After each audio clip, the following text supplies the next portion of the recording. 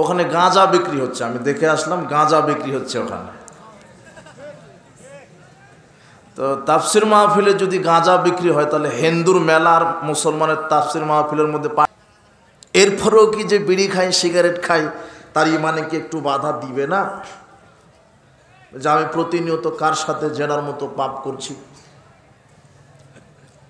মাদক সেবন করা কাবিরা গুনাহ।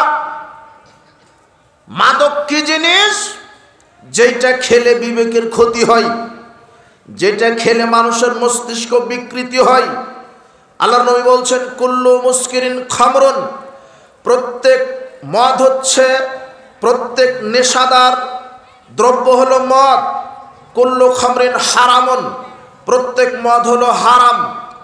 জাবের রাদিয়াল্লাহু আনহু বলছেন রাসূল সাল্লাল্লাহু আলাইহি ওয়াসাল্লাম বলেছেন মাসকারা কাসিরু ফাকালিলু হারাম, যেই জিনিসটা বেশি পরিমাণ সেবন করলে মানুষের হিতাহিত জ্ঞান লোপ পায়, মানুষের বিবেক বুদ্ধি ঠিক থাকে না, যেই জিনিসটা বেশি পরিমাণ খেলে বিবেকের ক্ষতি হয়, তার অল্প পরিমাণ হারাম। এই জন্য আমরা বলেছি বিড়ি সিগারেট জর্দাগুল হারাম। এই জন্য আপনি বলছেন কি ব্যাপার, আপনি যে বললেন মদ হলো ওই জিনিসের নাম যেটা খেলে মস্তিষ্ক ঠিক থাকে না, কিন্তু আমি তো জর্দা খাই সিগারেট খাই, কই আমি তো ঠিকই, আমার ব্রেন বুদ্ধি ঠিকই থাকে। তার মানে বিড়ি সিগারেট মদ নয়, কিন্তু ভুল বুঝেছেন। আল্লাহর নবী বলছেন যেটা বেশি পরিমাণ খেলে বিবেকের ক্ষতি হয় তার একটা দানা খাওয়া হারাম। তাই তো জর্দা হারাম। কেন? আপনি পানের সাথে 2 গ্রাম 1 গ্রাম জর্দা খাচ্ছেন, আপনি খান একসাথে 200 গ্রাম, দেখবেন বাড়িতে বউকে মা ডাকবেন গিয়ে। হুজুর বলছে যে আমি জর্দা খাই, তো তোমার হুজুর 200 গ্রাম খাক না, ও দেখবে যে আর সূরা ফাতিহা কেরাত করতে পারবে না। তার মানে যেটা বেশি পরিমাণ খেলে বিবেকের ক্ষতি হয় তার অল্পটা খাওয়া কি হারাম। এই জন্য হারাম, বিড়ি হারাম। ওই জর্দাটাই বিড়ির মধ্যে, সিগারেটের মধ্যে আছে। যারা জর্দা খায় পানের সাথে চিবিয়ে খায়, আর যারা বিড়ি সিগারেট খায় তারা আগুন দিয়ে পুড়িয়ে খায়, বস্তুটা এক। হিরোইন, প্যাথিডিন, গাঁজা যা আছে মাদক, রাসায়নিক হোক প্রাকৃতিক হোক, যারা মাদক সেবন করলো সে কয়জন নারীর সাথে জেনা করলো? 3 জন। মাদক অপবিত্র খাবার। আপনি কেন বিড়ি সিগারেট খান, আপনি কেন জর্দা খান? এগুলি অপবিত্র, অরুচিকর, কুরুচি সম্পন্ন খাবার। আপনি যেই খাদ্যটা খান সেটা পৃথিবীর আর দ্বিতীয় কোনো প্রাণী খায় না, শুধু আপনি খান। আপনি যে সিগারেটটা খাচ্ছেন ওটা কুকুরকে দেন, কুকুর খাবে না। আপনি যে বিড়িটা খাচ্ছেন ওটা শুয়োরকে দেন, শুয়োরও খাবে না। ওই যে আপনার ওই যে লালমনিরহাট, কুড়িগ্রাম, রংপুর, ঠাকুরগাঁ এইসব অঞ্চলে একর একর জমিতে তামাক চাষ হয়। এইদিকে আপনার ওই যে কুষ্টিয়া একর একর জমিতে তামাক। ওই তামাক পাতা থেকেই বিড়ি সিগারেটের মশলা, তামাক পাতা থেকেই ওই যে পানের জর্দা, এইগুলি তৈরি হয়। তো আপনি তামাক পাতা নিয়ে দেখবেন যে আপনার গরুকে খাওয়ান, গরু তামাক পাতা মুখে দিবে না। ছাগলকে খাওয়ান। আমি অনেক আগে জিজ্ঞাসা করেছিলাম যে ভাই আমরা তো রাজশাহীর মানুষ, রাজশাহী পটল বেগুন আমরা যখন চাষ করি, সবজি চাষ করি, তখন ওই যে বেড়া দিই, ঘেরাও দিই, নেট দিয়ে বাঁশ দিয়ে ঘেরাও দিই যাতে করে গরু ছাগলে পটল বেগুন সবজি না খেতে পারে। তো আপনারা যে এই তামাক চাষ করলেন তো কই কোনো পরিচর্যা নাই, তো কোনো পরিচর্যা করেন না, এই বেড়া দেওয়া নাই, কি ব্যাপার? তখন ওরা বলছে যে না, তামাক চাষে লাভবান চাষ, এটা চাষ পদ্ধতি, তেমন খরচ হয় না, বেড়ারও প্রয়োজন নেই। কেন? এটা এই গরুয়ে খায় না, এটা ছাগলে খায় না, এটা বান্দরে খায় না, এটা কুকুরে খায় না, শুয়োরেও খায় না। কে খায়? মানুষ খায়। মানুষ তো খায়, হুজুরেও খায়। ও খায় আর বলে মাকরুহ। কি বলছে? মাকরুহ। কথা বুঝেননি মনে হয়? যেটা পশু প্রাণী খায় না। আপনি বিড়ি খান, আপনি সিগারেট খান। এই যুবক আজকে তওবা করো, কোনোদিন বিড়ি সিগারেট মুখে দিবে না। তুমি খাও, তোমার বাপ খায়, তোমার শিক্ষক খায়, আর সমাজে যার যত ডিগ্রি বেশি তার বিড়ি সিগারেট গাঁজার পাওয়ার তত বেশি। ও বলছে যে আমি ভার্সিটি থেকে পাশ করে এসেছি, কেন আমি বিড়ি খাবো? আমি খাবো ব্যঞ্জন সুইচ। কথা বুঝেননি মনে হয়? যেটা কুকুরে খায় না। সর্বোচ্চ আপনার এই গমস্তাপুর, এটা কি থানা? এই গমস্তাপুরের যে ভ্যান চালক আছে সর্বোচ্চ আকিস কোম্পানির বিড়িটা খায়। যেহেতু ভ্যান চালিয়ে খায়, ওর বেতন কম, কিন্তু যে বেতন বেশি পাচ্ছে মাসে 30, 40, 50, ও বলছে কি এর বিড়ি, লাগা ব্যঞ্জন। আর যে দুর্নীতি করে হাজার হাজার কোটি টাকা, ও বলছে কিসের ব্যঞ্জন, বাংলা ইংরেজি লাগাও। কথা বুঝেন নেব না? বেতন যার যত বেশি গাঁজার পাওয়ার তত বেশি, ডিগ্রি যার যত বেশি গাঁজার পাওয়ার তত বেশি। আর কাউকে দেখেছেন কোনো পাগলকে যে এক গ্লাস দুধ নিয়ে টয়লেটে ঢুকেছে, একটা ডিম নিয়ে? কিন্তু ছাগলেরা কোথায় ঢুকে? সিগারেট নিয়ে কোথায় ঢুকে? টয়লেটে ঢুকে। আমার বক্তব্য দিতে খারাপ লাগছে, কিন্তু ঘটনা তো এটাই, ঘটনা তো এটাই। আর যারা বিড়ি সিগারেট জর্দাগুল খায় এরা হলো অরিজিনাল বলদেরা। আপনি বলবেন কি ব্যাপার, আপনি এরকম কথা বলছেন কেন, এত কঠিন কথা বলছেন কেন? আপনাকে একটু প্রমাণ করে দেখায় এরা কত নম্বর বলদ। থার্ড পারসন এরা। একজন লোক যখন বলছে যে আমাকে এক প্যাকেট সিগারেট দেন, আচ্ছা ঠিক আছে, ওই লোক বলছে, ওই লোক যেই লোক বলছে এক প্যাকেট সিগারেট দেন, আচ্ছা ওই লোক তার একটা দুধের বাচ্চা আছে, তার দুধের কি আছে? বাচ্চা। এই লোকটাই মুদির দোকানে গিয়ে বলছে আমাকে এক প্যাকেট ল্যাকটোজেন দেন, আমার বাচ্চা দুধ পায় না। কি দেন? ল্যাকটোজেন, চিনেন কি? বাচ্চাকে খাওয়ায় না। অথবা বলছে এক প্যাকেট কোটার দুধ দেন, তাই না? অথবা বলছে যে একটা ভালো কোম্পানির একটা বিস্কিটের প্যাকেট দেন। তো যখন বাচ্চার জন্য ল্যাকটোজেন কিনলো আর এক প্যাকেট বিস্কিট কিনলো, তখন বিস্কিটের গায়ে লেখা যদি থাকে যে বিস্কিট পান বিষ পান, বিস্কিট পান করলে ক্যান্সারের কারণ, ল্যাকটোজেন পান বিষ পান, ল্যাকটোজেন খেলে ক্যান্সারের কারণ, ওই দোকানদার কেউ রাখবে? বলবে যে লাঠি কোথায় রে? কথা বুঝে নেব না? কে রে তুই কি ল্যাকটোজেন বিক্রি করিস যে এটা হলো বিষ পান? তুই কিসের বিস্কিট বিক্রি করিস যে খেলে ক্যান্সারের কারণ হবে? কেউ খাবে ওটা? ওই বিস্কিট খাবে? ওই ল্যাকটোজেন খাওয়াবে বাচ্চাকে? কিন্তু ওই বলদ যখন সিগারেট কিনছে, ওই সিগারেটের গায়ে লেখা আছে ধূমপান বিষ পান। এই গাধা যখন সিগারেটটা কিনছে তখন ওখানে লেখা আছে সিগারেট খেলে ক্যান্সারের কারণ। আমি মনে হয় বানিয়ে বলছি কথা, তাই না? তাহলে কত নম্বর বলদে? নগদ লেখা আছে ধূমপান বিষ পান, সিগারেট খাওয়া ক্যান্সারের কারণ, তারপরেও খায়। এটা আশ্চর্য খাবার পৃথিবীতে, আশ্চর্য খাবার, যেটা ও ছাড়া দ্বিতীয় কোনো প্রাণী মুখে দেয় না। তার নাম বিড়ি সিগারেট ইয়াবা জর্দাগুল, ও খাচ্ছে সেটা। আর এই মদ যে পান করলো, যে মাদক সেবন করলো, সে 3 জন নারীর সাথে জেনায় জড়িয়ে আছে। আজকে তওবা করে উঠতে হবে, মৃত্যু পর্যন্ত তুমি তওবা করো যুবক। যে যেখানে মদ খায়, যেই খাদ্য খায় মদ হারাম, আজকে তওবা করে উঠেন, আল্লাহ এতদিন ভুল করেছিলাম, মরা পর্যন্ত আর মাদক মুখে দিব না। এইভাবে তওবা যদি করতে পারেন, আল্লাহ আপনার বিগত সব পাপকে নেকি করে দিবেন, সব পাপ নেকি হবে। একবার মাদক মুখে দিলে আল্লাহ 40 দিন অসন্তুষ্ট থাকেন। একবার মদ খেলে তার 40 দিনের কোনো ইবাদত কবুল হয় না। একবার মদ পান করলে আল্লাহ 40 দিন অসন্তুষ্ট থাকেন। হাদিসের এবারতে আপনাকে 2টা পাপ নিয়ে আসলাম। আমি এই কথা বলতে চাইছিলাম না আজকে, যদিও বললাম যে সুদের পাপ আর মদের পাপ জেনার সাথে জড়িয়ে দেই। আল্লাহর নবী বলছেন, বানি ইসরাইল যদি মায়ের সাথে জেনা করে তাহলে মুসলমানেরাও করবে। তার এই 2টা পাপের মাধ্যমে করছে।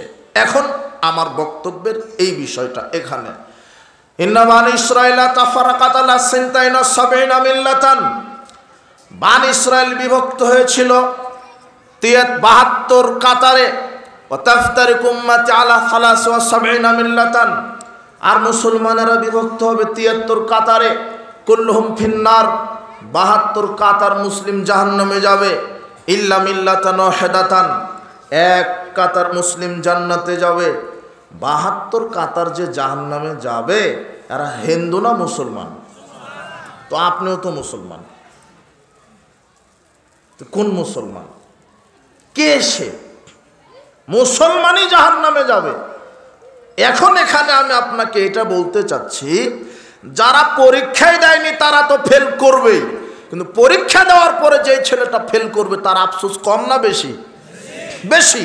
তো যারা ঈমান আনেনি, কোনো আমলই করেনি, সালাত সিয়াম হজ যাকাত করেনি, আল্লাহকে বিশ্বাসই করেনি যারা কোনোদিন, এরা তো জাহান্নামে যাবে। কিন্তু আল্লাহর নবী বলছেন যে অনেক হাজি গাজী মুন্সি মাওলানা আলেম দরবেশ পীর ফকির সালাত সিয়াম হজ যাকাতকারী এরাই জাহান্নামে যাবে। তো এরা কারা? আল্লাহ সুবহানাহু ওয়া তাআলা বলছেন, ইয়াতাসাআলুনা আনিল মুজরিমিন মা সালাকাকুম ফি সাকার।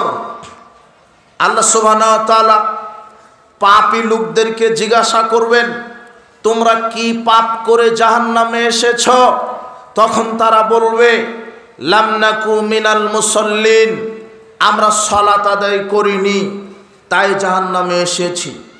জাহান্নামে যাওয়ার একটা কারণ সালাত আদায় না করা। এরপরে আল্লাহ বলছেন, ফাওয়াইলুল লিল মুসাল্লিন, মুসল্লিরা যাবে জাহান্নামে।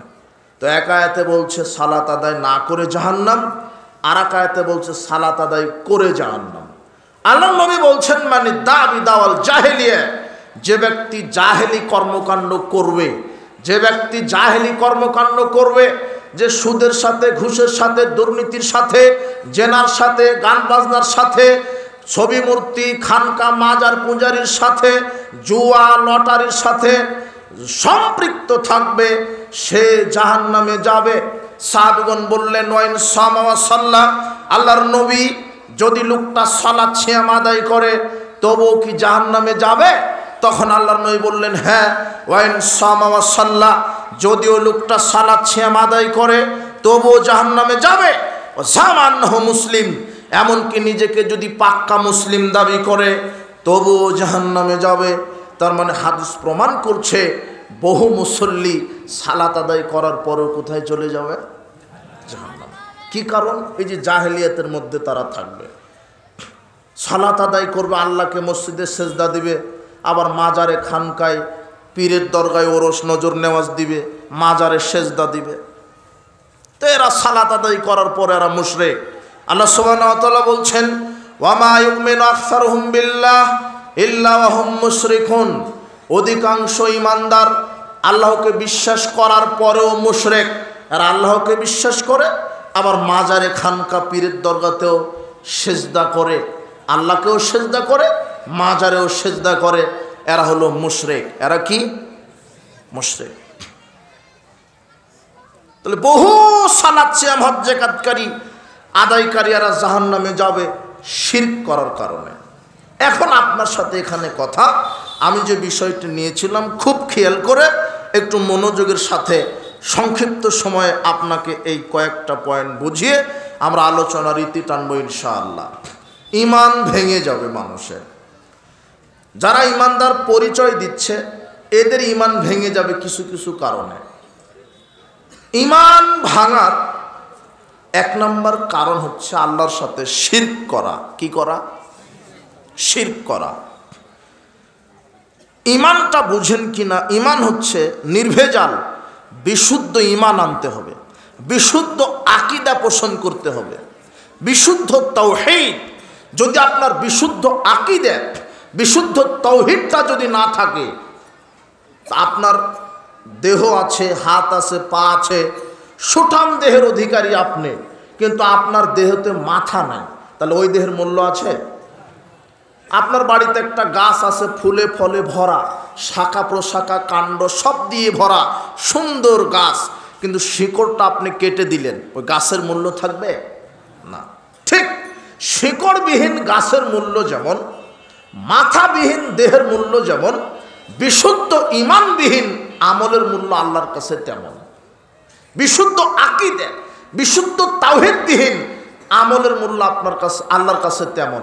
পৃথিবীতে অনেক মানুষ সালাত, সিয়াম, হজ, যাকাত আদায় করছে, কত মা বোন পর্দা করে, আল্লাহকে ভয় করে, কত নারী পুরুষ আল্লাহকে ডাকে, তাহাজ্জুদ পড়ে, হজ মৌসুমে হজ করে, কিন্তু আমলের দিকে এরা খুব সুন্দর প্রতিযোগিতা করছে। কিন্তু এদের আকীদার ভিতরে যদি শিরক ঢুকে যায়, আকীদার ভিতরে যদি ভ্রান্ত ঈমান বিশ্বাস ঢুকে যায়, ভ্রান্ত ঈমান ভ্রান্ত বিশ্বাস কি? একমাত্র সন্তান দিতে পারে সন্তান দাতা আল্লাহ। কিন্তু আপনার আকীদা যদি থাকে এরকম যে না, পীরের মুরিদ হলে, পীরের দরগায় মানত করলে, পীরের কাছে সন্তান চাইলেও স্ত্রীর পেটে বাচ্চা চলে আসে, তাহলে এই যে আকীদার ভিতরে কি থাকলো? শিরক। ঈমানের ভিতরে, বিশ্বাসের ভিতরে কি? শিরক। কেন? সন্তান একমাত্র দিতে পারে কে? আল্লাহ। একমাত্র রিজিক দিতে পারে কে? খানকায় মাজারে মানত করলে বালা মুসিবত বিপদ কেটে যায়, এই আকীদা শিরক। আপনি সালাত আদায় করছেন, আপনি সিয়াম পালন করেন, আপনি হজ করেন, কিন্তু আপনার বিশ্বাস এই যে মাজারে, খানকায়, ওরসে, দরগায়, অমুক গাছতলায়, অমুক মিনারে এত টাকা দান করলে বা গরু খাসি মানত করলে বিপদ কেটে যায়, বালা মুসিবত দূর হয়, এই আকীদা শিরক। এই আকীদা পোষণ করে হজ যাকাত আদায় করলে ওই ইবাদত আল্লাহ কবুল করবেন। আল্লাহ সুবহানাহু ওয়া তাআলা বলছেন, ওয়াইয়ামসাসকাল্লাহু বিদুররিন ফালা কাশিফা লাহু ইল্লাহু ওয়া ইউরিদুকা বিখাইরিন ফালা রাদ্দা লিফাদলি। আল্লাহ বলছেন, মুহাম্মদ, আমি যদি তোমার কল্যাণ করতে চাই, পৃথিবীর কারো ক্ষমতা নেই তোমার জীবনে অকল্যাণ দিবে। আমি যদি তোমার উপরে অকল্যাণ দিতে চাই, পৃথিবীর কারো ক্ষমতা নাই তোমাকে কল্যাণ দিতে পারে। কল্যাণ অকল্যাণের মালিক আল্লাহ। কিন্তু আমার আকীদা যদি থাকে, ওরসে খানকায় নজর নেওয়াজ দিলে কল্যাণ পীর সাহেব দিতে পারে, জিনাই আকীদা শিরক। আব্দুল্লাহ ইবনে আব্বাস রাদিয়াল্লাহু আনহু বলছেন, কুনতু খালফা রাসূলুল্লাহ সাল্লাল্লাহু আলাইহি ওয়াসাল্লাম যাতা ইয়াউমিন, আমি একদা রাসূল সাল্লাল্লাহু আলাইহি ওয়াসাল্লামের বাহনের পিছনে ছিলাম। রাসূল সাল্লাল্লাহু আলাইহি ওয়াসাল্লাম আমাকে বললেন, ইয়া গোলাম আলা আল্লিমুকা কালিমাত, আমি তোমাকে কয়েকটা বাক্য শিখিয়ে দিই। ইহফাজিল্লাহ, তুমি আল্লাহর বিধানকে হেফাজত করো। ইহফাজকা, তাহলে আল্লাহ তোমাকে হেফাজত করবেন। ইহফাজিল্লাহ, তুমি আল্লাহর তাওহীদকে সংরক্ষণ করো। তা জিদহু জাহা, তাহলে জীবনের প্রত্যেকটা কাজে আল্লাহকে পাশে পাবে। তোমাকে আরেকটা বাক্য শিখিয়ে দিই, কি? লাবিস্তামাআত, যদি সারা পৃথিবীবাসী একত্রিত হয়ে আলা আইয়াং ফাউকা বিশাইন, সারা পৃথিবীর সব মানুষ যদি একত্রিত হয়ে তোমার কল্যাণ করতে চাই, তোমার কল্যাণ করতে চাই, তোমার উপকার করতে চাই, লাম ইয়াং ফাউকা বিশাইন কাত কাতাবাহুল্লাহু লাক। শোনো, আল্লাহ যতটুকুন তোমার তাকদিরে লিখে রেখেছে কল্যাণ, অতটুকুনের বেশিও করতে পারবে না, কমও করতে পারবে না। শোনো, আরেকটা বাক্য শিখিয়ে দিই, ওয়ালা বিস্তামাউ, সারা পৃথিবীবাসী যদি একত্রিত হয়ে যায়, আলাইয়া দুররুকা বিশাইন, সবাই একত্রিত হয়ে যদি তোমার ক্ষতি করার চেষ্টা করে, লামিয়া দুররুকা বিশাইন কাতাবাহুল্লাহু আলাইক, তাহলে আল্লাহ যতটুকুন তোমার তাকদিরে ক্ষতি লিখে রেখেছেন এর বেশি করতে পারবে না, কমও করতে পারবে না। তাহলে ক্ষতি উপকার কার পক্ষ থেকে আসে? আল্লাহর পক্ষ থেকে। রিজিক দাতা কে? সন্তান দাতা কে? আল্লাহ বলছেন, ওয়া ইয়াগফিরুদ যুনুবা ইল্লাল্লাহ, আল্লাহ ছাড়া কে পাপ ক্ষমা করতে পারে? মানুষের আকীদা পীরের মুরিদ হলে পীর গোপন প্রকাশ্য পাপ ক্ষমা করতে পারে, অথচ আল্লাহ মানুষের পাপ ক্ষমা করতে পারে। উপস্থিত বৈঠকের মুসলিম দিনী ভাই বোন, আকীদার ভিতরে যদি শিরক থাকে ঈমান নষ্ট হবে। বড় শিরক যদি করে থাকেন ঈমান নষ্ট হবে, জিন্দেগিতে জাহান্নাম থেকে বের হতে পারবেন না। একমাত্র পাপ ক্ষমা করতে পারে আল্লাহ। আপনাকে তার দুই একটা প্রমাণ দেখাই। ওই যে পতিতালয়ের নারী কুকুরকে পানি পান করিয়েছিল, পতিতালয়ের নারী পীর পাপ ক্ষমা করেছিল না আল্লাহ করেছিল? পতিতালয়ের নারীর পাপকে ক্ষমা করেছিল আল্লাহ। ওই যে 100 জন লোক, ওই যে 100 জন লোককে হত্যা করলে একজন ব্যক্তি, ওই ব্যক্তিকে পীর ক্ষমা করেছিল না আল্লাহ ক্ষমা করেছিল? ওই যে আরেকজন ব্যক্তি তার ছেলেদেরকে বলল আমাকে পুড়িয়ে ফেলো, ছাইগুলি নদীতে আর ওই মাটিতে ফেলে দাও, এই সব ছাইগুলি জমা করে আল্লাহ বললেন তুমি কেন এরকম করলে? তখন লোকটা বলছিল আল্লাহ তোমার ভয়ে করেছি। তখন আল্লাহ বলছেন আমাকে ভয় করো, ঠিক আছে যাও, আমি তোমার সব পাপ ক্ষমা করে দিলাম। তাহলে ওই ব্যক্তির পাপ আল্লাহ ক্ষমা করেছিল না পীর ক্ষমা করেছিল? তাহলে যে আল্লাহ তাদের পাপ ক্ষমা করতে পারে সেই আল্লাহ আপনার পাপ ক্ষমা করতে পারে না? পারে। বিপদ থেকে বাঁচতে চাইবেন কার কাছে? আল্লাহর কাছে, পীরের কাছে নয়। বিশ্বাস করেন, জীবিত পীর হোক আর মরা পীর হোক, খানকা হোক, দরগা হোক, ওরস হোক, এমনকি মৃত কোনো নবী রাসূলদের ক্ষমতা নাই মানুষের ভাগ্যকে পাল্টিয়ে দেওয়ার। মানুষের ভাগ্য তাকদীর কে নির্ধারণ করে দিয়েছেন? আল্লাহ। এই আকীদাগত যদি শিরক থাকে তাহলে তার ঈমান নষ্ট হবে। ঈমান ভঙ্গের একটা কারণ, প্রথম মৌলিক কারণ আল্লাহর সাথে শিরক করা। যদি শিরক পাপ হয়ে যায় তাহলে ঈমান নষ্ট হবে। বলছিলাম আপনি আল্লাহর কাছে চাইবেন কোনো পীরের উসিলায় নয়, কোনো দরগার উসিলায় নয়, কোনো খানকার উসিলায় নয়। আপনি আল্লাহর কাছে চাইবেন, সাহায্য চাইবেন নেক আমলের উসিলাই, আপনার ঈমানের উসিলাই। ওই যে তিনজন ব্যক্তি গর্তে আটকা পড়ে গেল, আপনি জানেন ওই তিনজন ব্যক্তি কি পীরের কাছে সাহায্য চেয়েছিল না সৎ আমলের বিনিময়ে আল্লাহর কাছে চেয়েছিল? আল্লাহর কাছে চাইতে হবে। এগুলো আকীদাগত শিরক। যদি পীরের কাছে আপনি সাহায্য চান, মাজারে মানত করে যদি সাহায্য চান, তাহলে আপনার আকীদাগত শিরক হবে। বলছিলাম কত শিরকে আকীদা আমাদের ভিতরে আছে। অনেকের আকীদা আল্লাহর নিরাকার। জি না, আল্লাহর আকার আছে, আল্লাহর আকার আছে, হাত আছে, পা আছে, চক্ষু আছে, তবে সেগুলি কার মতো? কারোর সাথে তুলনা করা যাবে না।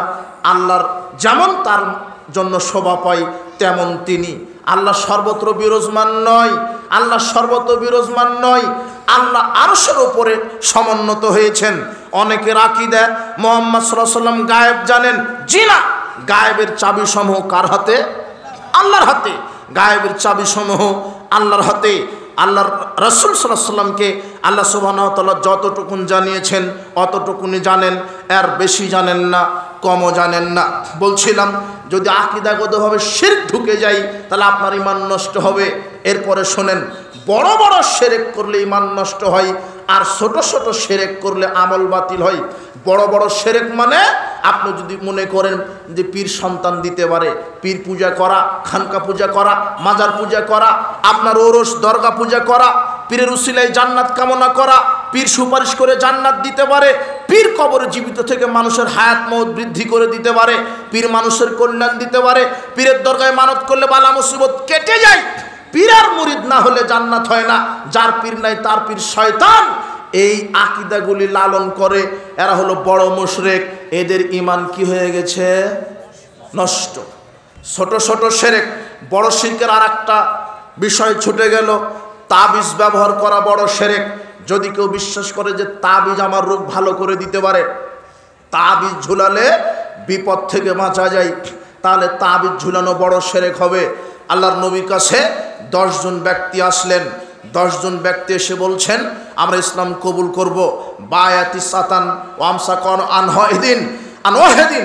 আল্লাহ নবী 9 জনকে বায়াত দিলেন, ইসলাম কবুল করিয়ে দিলেন, আর একজনকে ইসলাম কবুল করালেন না। তখন সাহাবীগণ বললেন ইয়া রাসূলুল্লাহ বায়াতাতি সাতানা তারাকতা হাদা, আপনি 9 জনকে ইসলাম কবুল করিয়ে দিলেন, আর একজনের কি অপরাধ, একে ইসলাম কবুল করিয়ে দিলেন না? তখন আল্লাহর নবী বলছেন, তখন আল্লাহর নবী বলছেন যে ইন্না আলাইহি তামিমা, দেখো এই লোকটার শরীরের ভিতরে তাবিজ আছে, তাই তাকে আমি ইসলাম কবুল করিয়ে দিলাম না। ইন্না ইয়াদাহু ফাদখালা ইয়াদাহু ফাকাতাহা, লোকটি শরীরের ভিতরে তাবিজ হাত ঢুকিয়ে তাবিজ খুলে ছিঁড়ে ফেলে দিলেন। ফাবায়াহু, এরপরে আল্লাহর নবী তাকে ইসলাম কবুল করিয়ে দিলেন। তারপরে তিনি বললেন মান আল্লাকা তামিমা ফাকাদ আশরাকা, যে ব্যক্তি তাবিজ ঝুলালো সে আল্লাহর সাথে শিরক করলো। যে ব্যক্তি তাবিজ ঝুলালো সে আল্লাহর সাথে শিরক করলো। দেখেন অত্র হাদিস প্রমাণ করে তাবিজ শরীরে থাকা অবস্থায় সে মুসলমান হতে পারে না। আর সে জায়গাতে দেশের এক শ্রেণীর আলখাল্লাওয়ালা পাগড়িওয়ালা হুজুর ইমামতিও করছে, তাবিজেরও ব্যবসা চালু রেখেছে। তাবিজ থাকা অবস্থায় মুসলমানই হতে পারে না, আর মসজিদের ইমামতি করে খাচ্ছে। ওকে কি দিয়ে ধর্ম বুঝাবেন? ও মুসলমানই না, ওর ভিতরে ইমানই ঢুকেনি, ওর ইমান ভাঙারও সুযোগ নেই। ইমান থাকলে তো ইমান ভেঙে যাবে, কিন্তু ইমানই তো নাই। বলছিলাম বড় বড় শিরক করলে ইমান ভেঙে যায়। আপনাকে আগে সংক্ষেপে ইমান ভঙ্গের 10টি কারণ আপনাকে বলি। 1, ইমান ভঙ্গের কারণ আল্লাহর সাথে শিরক করা। আল্লাহর সাথে কেউ যদি শিরক করে ইমান ভেঙে যায়। 2, আল্লাহ সুবহানাহু ওয়া তাআলার দ্বীনকে অস্বীকার করলে, ইসলাম থেকে মুখ ফিরিয়ে নিলে, ইসলাম থেকে কেউ যদি মুখ ফিরিয়ে নেয় তাহলে তার ইমান ভেঙে যায়। 3, কাফের মুশরিককে কেউ যদি কাফের মুশরিক মনে না করে তাহলে তার ইমান ভেঙে যাবে। 4, কাফের মুশরিককে সহযোগিতা যদি করে ধর্মের ব্যাপারে, মুসলমানদের সাথে শত্রুতা করে যদি বিজাতিদেরকে ধর্মের ব্যাপারে সহযোগিতা করে, তার ইমান ভেঙে যাবে। 5, রাসূল সাল্লাল্লাহু আলাইহি ওয়াসাল্লামের আনিত আদর্শ চাইতে মানুষের তৈরি করা আদর্শকে কেউ যদি উত্তম মনে করে তাহলে তার ইমান ভেঙে যাবে। 6, রাসূল সাল্লাল্লাহু আলাইহি ওয়াসাল্লাম যেই দিন নিয়ে এসেছেন, যেই জীবন ব্যবস্থা নিয়ে এসেছেন, এই দিনকে কেউ যদি ঘৃণা করে, এই দিনকে যদি কেউ ঘৃণা করে, এই দিনকে যদি কেউ সন্দেহ করে, এই দিনকে নিয়ে যদি কেউ বিদ্বেষ পোষণ করে তাহলে তার ইমান ভেঙে যাবে। 7, কেউ যদি রাসূল সাল্লাল্লাহু আলাইহি ওয়াসাল্লামের সুন্নাহকে নিয়ে, রাসূল সাল্লাল্লাহু আলাইহি ওয়াসাল্লামের আদর্শকে নিয়ে, রাসূল সাল্লাল্লাহু আলাইহি ওয়াসাল্লামের সুন্নাহকে নিয়ে কেউ যদি ব্যঙ্গ করে, ঠাট্টা করে, মশকরা করে তাহলে তার ইমান ভেঙে যাবে। 7, কেউ যদি জাদুকে বিশ্বাস করে তাহলে তার ইমান ভেঙে যাবে। 8, কেউ যদি মনে করে ইসলাম বাদ দিয়েও অন্য কোনো ধর্ম পালন করলে জান্নাতে যাওয়া যায়, কেউ যদি মনে করে ইসলাম বাদ দিয়ে অন্য কোনো ধর্ম মানলেও জান্নাতে যাওয়া যায়, তাহলে তার ইমান ভেঙে যাবে। 9, কেউ যদি ইহুদি খ্রিস্টানকে বন্ধু হিসেবে গ্রহণ করে, তাদের সাথে একাকিত্ব পোষণ করে, কেউ যদি ইহুদি খ্রিস্টানকে বন্ধু হিসেবে গ্রহণ করে, তাদের সাথে একাকিত্ব পোষণ করে, তাহলে তার ইমান ভেঙে যাবে, তাহলে তার ইমান ভেঙে যাবে, তাহলে তার ইমান ভেঙে যাবে। কেউ যদি ইহুদি খ্রিস্টানকে, বিজাতিদেরকে বন্ধু মনে করে, তাদের সাথে একাকিত্ব পোষণ করে, তাহলে তার ইমান ভেঙে যাবে। 10, কেউ যদি আল্লাহ এবং বান্দার মাঝখানে কাউকে মাধ্যম নির্ণয় করে পরকালে জান্নাত পাওয়ার আশা করবে, তাহলে তার ইমান ভেঙে যাবে। ইমান ভঙ্গের 10টি কারণ, এটা সংক্ষেপে আপনাকে জানালাম। এখন একটু 2-1 মিনিট করে আপনাকে বর্ণনা দিই। তার 1, আল্লাহর সাথে শিরক করা। 2, আল্লাহ এবং বান্দার মাঝে কাউকে মাধ্যম নির্ণয় করা। যেমন কোনো খাজা বাবা দরবার পীরকে বলছেন যে মামলায় ডিগ্রি নিতে উকিল লাগবে, তাই পাপ ক্ষমা নিতে আপনার পীর লাগবে। যুক্তি দেখাচ্ছে না? মামলায় আপনি জিততে গেলে কি উকিল ধরেন না? উকিল ধরেন, উকিল ধরেন, উকিলের কাছে সব বলতে হয়, তাই জান্নাতে যেতে গেলে পীরকে ধরতে হবে। আশ্চর্য যুক্তি। উকিল ধরা লাগে কেন? জজ সাহেব জানে না আমি দোষী না নির্দোষ, তাই উকিল ধরা লাগে। কিন্তু আমি যে গোপনে রাতে প্রকাশ্যে কার সাথে কি পাপ করেছি, পীরের কাছে যাওয়া লাগবে? আল্লাহ কি জানেন না? আল্লাহ তোমার ভিতর বাইরে সবই জানেন। 3 নম্বর ইমান ভঙ্গের কারণ, ইসলাম থেকে কেউ যদি মুখ ফিরিয়ে নেয়, আল্লাহ সুবহানাহু ওয়া তাআলা বলছেন ওয়ামান আযলামা, ওই ব্যক্তির চাইতে বড় জালেম আর কে হতে পারে? মিম্মান যুক্কিরা বিআয়াতি রাব্বিহি সুম্মা আরাদা আনহা। আল্লাহ বলছেন সূরা সাজদার 22 নম্বর আয়াত, ওই ব্যক্তির চেয়ে বড় মুশরিক আর কে হতে পারে যে আল্লাহর আয়াত দিয়ে তাকে নসিহা করার পরেও মুখ ফিরিয়ে নেয়, ইসলাম থেকে মুখ ফিরিয়ে নেয়, কোরআন থেকে হাদিস থেকে মুখ ফিরিয়ে নেয়। এর ঈমান নষ্ট হয়ে গেছে, এর ঈমান নষ্ট হয়ে গেছে। আল্লাহ বলছেন ওয়ামান আরাদা আন যিকরি, আল্লাহ বলছেন যে আমার এই ইসলাম থেকে মুখ ফিরিয়ে নেবে, ফাইন্না লাহু মাঈশাতান দঙ্কা, আমি তাকে বিচারের মাঠে তার জীবনকে সংকুচিত করে দিব। ওয়ানাহশুরুহু ইয়াউমাল কিয়ামাতি আমা, আর আমি তাকে বিচারের মাঠে অন্ধ করে উঠাবো। যে ইসলাম থেকে মুখ ফিরিয়ে নিবে, কোরআন হাদিস থেকে মুখ ফিরিয়ে নিবে, আল্লাহ তাকে বিচার মাঠে অন্ধ করে উঠাবেন। লোকটা বলবে রব্বি লেমা হাসারতানি আমা ওয়াকাদ কুনতু বাসিরা, হে প্রতিপালক আমাকে কেন আপনি অন্ধ করে উঠালেন, আমার তো দৃষ্টি ছিল, আমি তো দেখতে পেতাম। তখন আল্লাহ বলবেন কাযালিক আতাতকা আয়াতুনা ফানাসিতাহা ওয়া কাযালিকা ইয়াওমা তুনসা। শোনো, এইভাবে তোমার কাছে যখন আমার ইসলাম কোরআন সুন্নাহ সামনে তোমার দাওয়াত দিত মানুষেরা, নবী রাসূলগণ আলেম ওলামাগণ, তুমি ইসলাম থেকে মুখ ফিরিয়ে নিয়েছিলে, তাই আজকে আমি তোমার থেকে মুখ ফিরিয়ে নিলাম। এই আয়াতগুলি প্রমাণ করে যারা ইসলাম থেকে মুখ ফিরিয়ে নিবে তাদের ঈমান কি হয়ে যাবে? নষ্ট। যারা ইসলাম থেকে মুখ ফিরিয়ে নেয়, ঈমান ভঙ্গের 4 নম্বর কারণ রাসূল সাল্লাল্লাহু আলাইহি সাল্লামের আনিত আদর্শকে বাদ দিয়ে মানব রচিত কোনো আদর্শকে যারা উত্তম মনে করবে। খুব খেয়াল করে এদিকে শুনবেন, খুব খেয়াল করে এদিকে শুনবেন। ঈমান ভঙ্গের কারণ এ বিষয়ে বক্তৃতা দেওয়াও কঠিন, মানুষকে বোঝানোও কঠিন, বোঝাও কঠিন। মানুষ শুধু ওই প্রচলিত বক্তব্য, তাদের মন মতো বক্তব্য শুনতে চাই। তাই তো আজকে দেখা যাচ্ছে মানুষ ইসলামকে মানছে আবেগের বশে, আবেগ দিয়ে ইসলামকে মানছে, আবেগ দিয়ে ইসলামকে মানতে চাচ্ছে, বিবেক দিয়ে মানছে না। মানুষ এখন পপুলারিটির দিকে ছুটেছে কিন্তু প্রিয়রিটির দিকে ছুটেনি। মানুষ এখন পপুলার যেখানে, জনপ্রিয়তা যেখানে, সেখানে যাচ্ছে, কিন্তু প্রকৃত ইসলাম যেখানে, সেখানে যাচ্ছে না। তাই তো আপনি বলছেন যে মৌলানা সাহেব এসেছিল 10 লক্ষ মানুষ হয়েছে, মৌলানা সাহেব এসেছিল 10 লক্ষ মানুষ হয়েছে, প্যান্ডেলে তো জায়গা দেওয়া যায় না, রাস্তাঘাট 4-5 কিলোমিটার ব্লক। আরে বেটা শোনো, তোমার ওই মৌলানা সাহেব যদি জাতির সামনে 1 ঘন্টা শিরক বেদাত সম্পর্কে বক্তব্য দেয়, যদি জাতিকে এইভাবে ধরিয়ে দেয়, শোনো এইটা বেদাত, এইটা করলে আমল কবুল হবে না, এটা শিরক, এইটা করলে ঈমান নষ্ট হবে, এইটা বেদাত, এইটা বাপ দাদার দোহাই দিয়ে ধর্ম চলে না, মুহাম্মদ সাল্লাল্লাহু আলাইহি ওয়াসাল্লামের দোহাই দিয়ে ধর্ম চলতে হবে, বাপ দাদার দোহাই দিয়ে ধর্ম চলবে না, কোরআন সুন্নাহ আল্লাহর নবীর তরিকা দিয়ে ধর্ম চলবে, এইটা বেদাত, এইটা বেদাত, এইটা করলে জাহান্নামে যাবে। কুল্লু বেদাতিন দলালা, প্রত্যেক বেদাত পথভ্রষ্টতা, কুল্লু দলালাতিন ফিন্নার, প্রত্যেক বেদাতের পরিণাম জাহান্নাম। তোমার মাওলানা সাহেব যদি জাতির সামনে 10 মিনিট বেদাতের উপরে বক্তব্য দেয়, তোমার মাওলানা সাহেব সামনে 10 লক্ষ কেন 10,000 শ্রোতা খুঁজে পাবে না। তোমার হুজুরকে বলতে বলো না যে আপনি বেদাতের ব্যাপারে কথা বলেন, আপনি বলেন কোরআন মাজিদ তেলাওয়াত শেষে সাদাকাল্লাহুল আযীম বলা বেদাত। দেখেন আপনার কয়জন হাফেজ আপনার মুফাসসির তাফসীর মাহফিলে বসে থাকে, বলেন আপনি বলেন ফরজ সালাতের পরে সম্মিলিত মোনাজাত করা বেদাত। দেখেন কয়জন লোক বসে থাকে আপনার মাহফিলে। আপনি বলেন যে সভা সমিতির তাফসীর মাহফিল শেষে সবাইকে নিয়ে সম্মিলিত মোনাজাত করা বেদাত। দেখেন আপনি কয়টা দাওয়াত পান। আপনি বেদাতের ব্যাপারে কথা বলেন, কুলখানি চেহলাম এগুলি বেদাত। আপনি বলেন তসবিহ দানাতে তসবিহ টিপা বেদাত।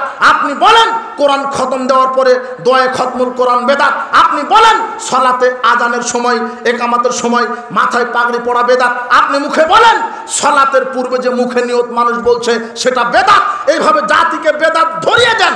আপনার মেলাদ, কিয়াম, চেহলাম, শবে বরাত বেদাত, হালুয়া রুটি বেদাত। এইভাবে জাতির সামনে বলেন, দেখেন আপনি 10,000 লোক পান কিনা খুঁজে। আপনি বলেন কিসের তুমি বলছো 10 লক্ষ মানুষ হয়েছে বেটা, যাদের সামনে হক কথা বলাও কঠিন, মানাও কঠিন, হক বলা কঠিন, হক মানাও কঠিন, আপনার এই বক্তব্য শোনা কঠিন, আপনার এই বক্তব্য দেওয়া কঠিন, যাদের সামনে বক্তব্য বোঝানো কঠিন। আপনি এক খেলেই দিকে থাকেন। আল্লাহর নবী বলছেন আল্লাহ ঈমান ভঙ্গের কারণ 5 নম্বরে এসেছে যে রাসূল সাল্লাল্লাহু আলাইহি ওয়াসাল্লামের আদর্শকে বাদ দিয়ে মানুষের আদর্শকে উত্তম মনে করা। দেখো এদেশের মানুষ, এই যুবক শোনো, এদেশের মানুষ, এদেশের যারা নেতা নেত্রী তারা রাজনীতি করছে, এদেশের যারা নেতা নেত্রী তারা রাজনীতি করছে, এক শ্রেণীর টুপি দাড়িওয়ালা, এরা ইসলাম কায়েমের স্বপ্ন দেখছে। তবে আমি বলে গেলাম আল্লাহর কসম, ইসলাম বাংলার জমিনে কায়েম হবে ইসলামের তরিকায়, ইসলাম প্রতিষ্ঠিত হবে, ইসলামী রাষ্ট্র বাংলার জমিনে কায়েম হবে ইনশাআল্লাহ। তবে সেটা ইসলামের তরিকায়, কোশ্চিনকালেও ইহুদি খ্রিস্টানের গণতান্ত্রিক সিস্টেমে বাংলার জমিনে ইসলাম কায়েম হবে না। গণতন্ত্র কুফরি মতবাদ। মুহাম্মদ সাল্লাল্লাহু আলাইহি ওয়াসাল্লামের উত্তম আদর্শ ইসলাম। আল্লাহ বলছেন ইন্না দীনা ইনদাল্লাহিল ইসলাম, আমার মনোনীত দিন, আমার মনোনীত জীবন ব্যবস্থা ইসলাম। আমি আল্লাহ, আমি তোমাদের জন্য যে জীবন ব্যবস্থা দিলাম সেটা হলো ইসলাম। অমায়াবতাগি গরাল ইসলামী দীনান ফালা ইকবাল মিনহু, যে ব্যক্তি ইসলাম ব্যতীত অন্য কোনো দিন, অন্য কোনো ইজম, অন্য কোনো মতবাদ, অন্য কোনো তরিকা, অন্য কোনো মতবাদ, অন্য কোনো আদর্শ মানবে, তার নিকট থেকে আমি আল্লাহ কিছু কবুল করব না, আমি তার নিকট থেকে কিছুই কবুল করব না। এটাই হলো তাওহীদ, এটাই হলো ইসলাম। ইসলাম মানে তাওহীদ, ইসলাম মানে ঈমান, ইসলাম মানে আকীদা। যেটা ইসলাম সেটাই তাওহীদ। তাওহীদ মানে একত্ব, আল্লাহর একত্ব।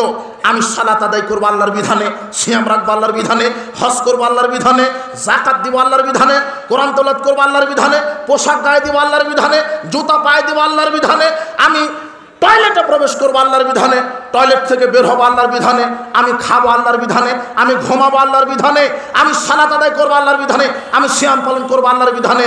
আমি যেই আল্লাহর বিধানে হজ করব, সেই আল্লাহর বিধানে আমাকে রাজনীতি করতে হবে। আমি যে রাসূল সাল্লাল্লাহু আলাইহি ওয়াসাল্লামের তরিকায় সালাত আদায় করব, সেই রাসূল সাল্লাল্লাহু আলাইহি ওয়াসাল্লামের তরিকায় আমাকে রাজনীতি, অর্থনীতি চালাতে হবে। কিন্তু আমরা মসজিদে সালাত আদায় করি রসুলের তরিকায়। শোনেন, রাজনীতি করা ফরজ, রাজনীতি করতে হবে। আর রাজনীতি করবো আলেম ওলামা, রাজনীতি করা ফরজ, তবে অবশ্যই সেটা রাজনীতি করতে হবে রসুলের তরিকায়। রসুলের তরিকায় রাজনীতি করা ফরজ। আর বাংলাদেশে যেই প্রচলিত রাজনীতি আছে, এই রাজনীতি করা হারাম। এই গণতন্ত্র, এই ডেমোক্রেসি, এটা আল্লাহর পক্ষ থেকে এসেছে, তাই না? হ্যাঁ, আব্রাহাম লিঙ্কন আল্লাহর পক্ষ থেকে নবুয়ত পেয়েছিল তিনি, তাই না? Abraham Lincoln.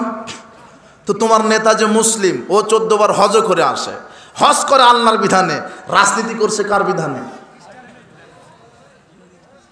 মুহাম্মদ সাল্লাল্লাহু আলাইহি ওয়াসাল্লামের আনিত আদর্শকে বাদ দিয়ে যদি মানব রচিত কোনো মতবাদকে উত্তম মনে করে, এটা হলো কুফরি, তার ঈমান নষ্ট হবে। মানব রচিত মতবাদ কি? ন্যাশনালিজম, জাতীয়তাবাদ। মানব রচিত মতবাদ কি?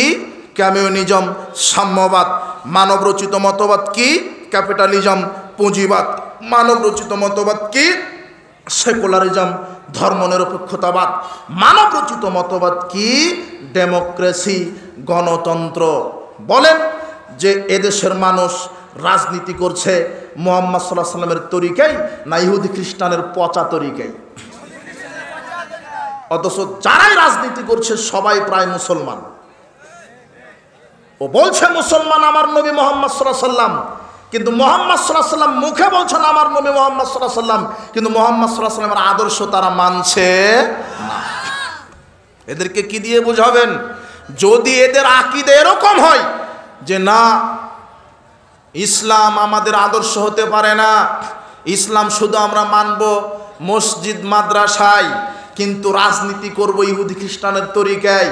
আরে সেকুলারদের যুগে যুগে এটাই, বাংলাদেশের অধিকাংশ নেতা নেত্রী সেকুলার, ধর্মনিরপেক্ষ। কেন জানো? সেকুলারদের এদের বৈশিষ্ট্য সংজ্ঞা, সেকুলারিজম কাকে বলে? সেকুলারিজমের সংজ্ঞা তারা তৈরি করেছে। তারা বলছে secularism is the belief that religion should not be involve in the organisation of society education. তারা বলছে যে সেকুলারিজম এমন একটা ধর্মনিরপেক্ষতা, এমন একটা বিশ্বাসের নাম যেটা আমরা শিক্ষা জীবনে ঢুকাতে দিব না, যেটা আমরা রাজনীতিতে ঢুকাতে দিব না, আমরা সামাজিক জীবনে ঢুকাতে দিব না। সেকুলাররা বক্তব্য দিচ্ছে কি? Religion should not be allowed to come into politics. রাজনীতির ভিতরে ইসলাম ঢুকাতে দিব না, আমরা রাজনীতি করব আমাদের মতো। আর ইসলাম শুধু মসজিদ মাদ্রাসায় মানবে, রাজনীতিতে অর্থনীতিতে ইসলাম ঢুকানো দেওয়া যাবে না। It is merely a matter between man and God. ইসলাম শুধু মসজিদ মাদ্রাসায় মানুষ নম করবে, কিন্তু অর্থনীতি আমাদের মতো করব। অর্থনীতিতে যদি ইসলাম ঢুকায় তাহলে তো সুদখোর হওয়া যাবে না। রাজনীতিতে যদি ইসলাম ঢুকায় তাহলে তো বড় বড় মদের বোতল খাওয়া যাবে না। রাজনীতিতে যদি ইসলাম ঢুকায় তাহলে জনগণের টাকা তো চুরি করা যাবে না। এই গণতন্ত্র একটা চুরিতন্ত্র, একটা দুর্নীতিতন্ত্র, একটা হত্যাতন্ত্র, একটা মামলাতন্ত্র। একটা দুর্নীতিতন্ত্র। জনগণের টাকা চুরি করাই হলো গণতন্ত্রের আসল রূপ। একটা মেম্বার তৈরি হতে লাগে 20 লক্ষ টাকা, একটা মেম্বার হতে লাগে 20 লাখ, চেয়ারম্যান হতে লাগে 2 কোটি, আর এমপির নমিনেশন নিতে লাগে 100 কোটি। মানে এই মেম্বার 20 লক্ষ টাকা খরচ করেছে এই নিয়তেই মেম্বার হওয়ার পরও 20 কোটি আগে চুরি করবে। একটা এমপি 100 কোটি টাকা দিয়ে নমিনেশন কেনার শুরুতেই নিয়ত করে, আল্লাহর নামে নিয়ত করে 100 কোটি টাকা খরচ করে এমপি হয়েছি, 1000 কোটি টাকা আগে চুরি করব। এরা চুরি করার ধান্দাতেই নামে। অথচ ইসলামের নেতা নির্বাচন হবে সিলেকশন, ইলেকশন নয়। ইসলামী নেতা নির্বাচনে 1 টাকা খরচ হবে না, সিলেকশনে টাকা খরচ হয়। 2 মাস 3 মাস ক্যানভাস করা লাগে।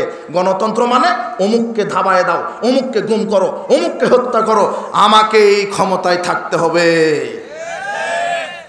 জি না, গণতন্ত্র কুফরিতন্ত্র। গণতন্ত্র ইসলামের মধ্যে পার্থক্য কি? গণতন্ত্র মানব রচিত বিধান, আর ইসলাম আল্লাহ প্রদত্ত। গণতন্ত্র মানে মানুষের তৈরি করা আইন, আর ইসলাম মানে আল্লাহর আইন। গণতন্ত্র, গণ মানে জনগণ, তন্ত্র মানে আইন। কথা বুঝেননি মনে হয়? তো মানুষ মানুষের আইন দিয়ে চলবে না মানুষ আল্লাহর আইন দিয়ে চলবে? এই ছেলে শোনো, 1971 সাথে বাংলাদেশে সংবিধানও ছিল, সংসদও ছিল, মুসলমানও ছিল, কিন্তু প্রায় নেতা নেত্রী ছিল ঘর জামাই। এরা মুসলমান, এরা মুসলমান, এরা মুসলমান, কিন্তু এদের সংবিধান ছিল ইহুদি খ্রিস্টানের, কোরআন ছিল। শোনো, গণতন্ত্র ইসলামের মধ্যে এটাই পার্থক্য। গণতন্ত্র মানুষের তৈরি করা আইন, ইসলাম আল্লাহ প্রদত্ত আইন।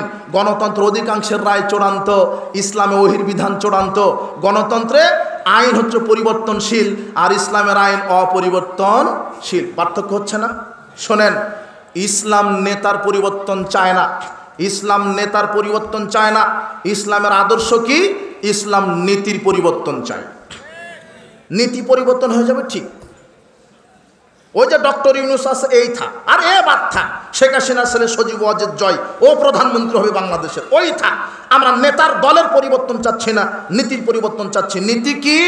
সজীব ওয়াজেদ জয় আসবে, সংসদে বসবে, দাড়ি ছেড়ে দিবে, টুপি পাগড়ি আলখাল্লা পড়বে, জুব্বা পরবে, কোরআন হাদিস শিখবে, মসজিদের দেশের ইমামতি করবে, আর বাংলাদেশের সংসদের 300টা সিটে 300টা আলেম ওলামাকে এমপি মন্ত্রী বানাবে, আর বাংলাদেশের সংবিধান ঘোষণা দেবে কোরআন আর হাদিস। বাস, আমাদের আর কিছু চাওয়ার আছে?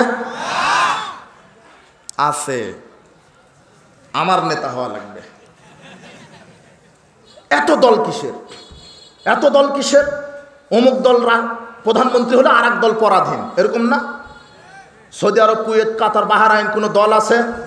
মানুষের তৈরি করা কোনো সংবিধান আছে? ওদের সংবিধান কোরআন আর হাদিস। আমাদের হতে পারে না? কিসের বাবাজিরাও সালাত আদায় করো, বাবাজিরা সালাত না পড়লে জাহান্নাম? কিসের ওয়াজ? বাংলাদেশ সংবিধানে যখন কোরআন হাদিস থাকবে, তখন সংসদ থেকে বলে দেওয়া হবে যে ব্যক্তি সালাত আদায় না করে মারা যাবে তার জানাজা হবে না। কিসের ওয়াজ? সংবিধানে বিল পাস হবে, প্রত্যেকটা আকেল বালেগ মুসলিম নারী পুরুষকে 5 ওয়াক্ত সালাত বাধ্যতামূলক। কথা বুঝেছেন? বাবাজিরা তোমরা জেনা করো না। কিসের ওয়াজ? কোন বিবাহিত নারী পুরুষ যদি জেনা করে, ইসলামের শাস্তি তাকে মেরে ফেলে দাও। একটা দেখান, একটা যাদের সামনে করেন, জেনা বন্ধ হয়ে যাবে। কিসের বিড়ি সিগারেট জর্দাগুল বিক্রি করা হবে? ইসলামের শাস্তি হচ্ছে মদখুরকে 40টা জুতা পিটা করতে হবে, 40টা জুতা। চুরি করলে হাত কাটা হবে, ডাকাতি করলে তার হাত পা বিপরীতভাবে কেটে দেওয়া হবে, চুরি করলে হাত কাটা হবে, অপবাদ দিলে 80 লাঠি পিটানো হবে, জেনা করলে 100 লাঠি পিটিয়ে 1 বছর এলাকা ছাড়তে হবে, বিবাহের পরে জেনা করলে তাকে ইট পাটকেল মেরে ফেলতে হবে। আর রাষ্ট্রীয়ভাবে যদি ইসলাম কায়েম হতো, তাহলে সালাত বাধ্যতামূলক করা হতো। জেনা, ব্যভিচার, সুদ, ঘুষ, কিসের সুদি ব্যাংকের মাধ্যমে সুদ খাওয়া হবে? রাষ্ট্রীয়ভাবে ইসলাম কায়েম হলে 1 সেকেন্ডে সুদি অর্থনীতি সব বন্ধ করে দেওয়া হতো, সব ঝামেলা শেষ হতো। কিন্তু ঠিক বলছেন। আর একটা কথা লিখে রাখেন, বাংলাদেশের মানুষের আবেগ বেশি, বিবেক কম। সবাইকে বলবেন আপনারা কি ইসলাম চান? হ্যাঁ চাই, কিন্তু বেনামাজিকে ভোট ঠিকই মেরে দেয়। তুমি যাকে নেতা করছো সে অজুই তো জানে না, ওকে কেন নেতা করছো? আর ভোটের ফজিলত আছে, ভোটের ফজিলত শুনবে? ভোটের ফজিলত তুমি যে নেতাকে ভোট দিয়ে প্রধানমন্ত্রী করলে, চেয়ারম্যান করলে, তোমার একটা ভোটে যে চেয়ারম্যান হলো, ও 5 বছর ক্ষমতায় থেকে যত নারীকে ভোগ করবে, যত রড সিমেন্ট গম ভুট্টা খাবে, একটা পার্সেন্টেজ আপনার আমলনামাতে লেখা হবে। এটা ভোটের ফজিলত। কথা বুঝেননি মনে হয়? ভোট কেন্দ্রে যাবেন কেন? ভোট কেন্দ্রে যাবেন কেন? আমাদেরকে গালি দিচ্ছে। আপনার ইসলাম কিভাবে কায়েম করবেন? আমাদেরকে গালি দিচ্ছে। গণতান্ত্রিক পদ্ধতিতে না গেলে কিভাবে যাবেন? কিভাবে যাব? নূহ আলাইহিস সালাম 950 বছর দাওয়াত দিয়েছিলেন। কত বছর? 950 বছর। শুধু আকীদা আমলের দাওয়াত। যেদিন এদেশের মানুষ বুঝতে পারবে নেতা নির্বাচন হবে সিলেকশনে, ইলেকশনে নয়, যেদিন বাংলাদেশের 16 কোটি মুসলমানের মুখ থেকে এই স্লোগান বের হবে, কোন স্লোগান? সকল বিধান বাতিল করো, ওহির বিধান কায়েম করো, সেই দিনই বাংলার জমিনে ইসলামের পতাকা উড্ডীন হবে ইনশাআল্লাহ। সেই দিন। শুধু 5 আগস্টে যুবকদের একটু খ্যাপানিতে নেতার মূর্তি ভেঙেছে। এইবারে যদি বাংলাদেশের যুবকেরা খ্যাপে, তাওহীদের ঝান্ডা নিয়ে যদি রাস্তায় নামে, ইনশাআল্লাহ এই তাওহীদের আঘাতে বাতিলের কবর হবে, ইসলাম জিন্দা হয়ে যাবে ইনশাআল্লাহ, ইসলাম কায়েম হয়ে যাবে। এটা বলতে থাকি না, এটা 950 বছর বলতে থাকি। নূহ আলাইহিস সালাম 950 বছর বলেছেন, বলতে থাকি না।